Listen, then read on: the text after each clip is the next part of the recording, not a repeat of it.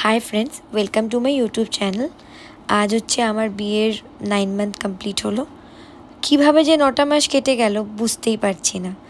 আর 9টা মাসের সেলিব্রেশন বলে 9-এর foil balloon নিয়েছি। দেখতে থাকো যে আমরা কিভাবে এনজয় করলাম। তোমরা হয়তো যারা আমাকে ফলো করো, আমাকে দেখো, জানো যে আমি আমার বিয়ের প্রথম দিন থেকে প্রতিটা মাস আমি সেলিব্রেট করেছি। তো ভিডিওটা এখানে স্টপ না করে দেখতে থাকো, তো জানতে পারবে আমি কিভাবে এই 9 মাস ওয়েডিং অ্যানিভার্সারিটা সেলিব্রেট করলাম। এই হচ্ছে আমার কিউটি টাইনি কেক, যেটা আমাদের ছোট্ট ফ্যামিলির জন্য এনাফ ছিল এবং কিউট ছিল। 9টা মাস কেটে গেল, কিন্তু মনেই হয় না যে এতগুলো মাস কেটে গেল। যেন মনে হয় তো কালকেরই ব্যাপার। সব আমরা একসাথে বিয়ে শপিং করতে গেলাম, সব কিনলাম, বিয়ের শাড়ি পছন্দ করলাম, তারপরে বিয়ে হলো। আর কীভাবে বিয়ে দেখতে দেখতে এই যে এতগুলো মাস, 9টা মাস তো কিছু কম নয়, কিন্তু চলে গেল। বাট তারপরেই মনে করি আমাদের তো চাইল্ডহুড লাভ, প্রেম আমাদের এত পুরনো, তো বিয়ে তো কেটেই যাবে। এতগুলো বছর ধরে দুজনে একসাথে আছি। যখন দুজনে প্রথম এসেছিলাম জীবনের রিলেশনে, তখন দুজনেই অনেক ছোট, কেউই তখনও অ্যাডাল্ট হইনি।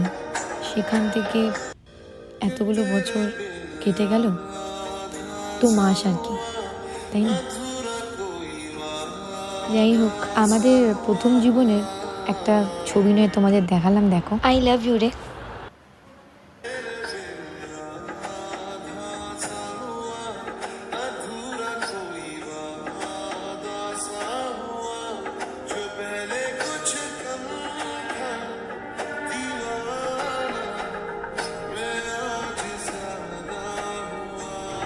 এ কি রে, তুই তো আমার লজ্জা পাচ্ছিস।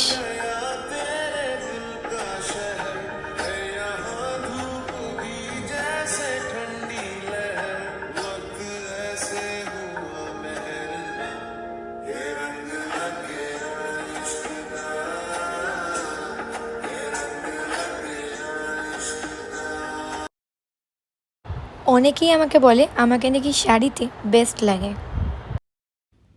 সব সেলিব্রেশন হয়ে যাওয়ার পর একটু মি টাইম কাটাচ্ছি, কিন্তু একা না, বোনকে নিয়েই কাটাচ্ছি।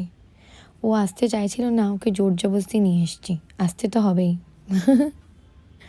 ওর দাদা আর বৌদির অ্যানিভার্সারি বলে কথা, ও না এলে কেন জানি না মনে হচ্ছিল যে হয়তো দিনগুলো ভালো, তাই কেটে যাচ্ছে।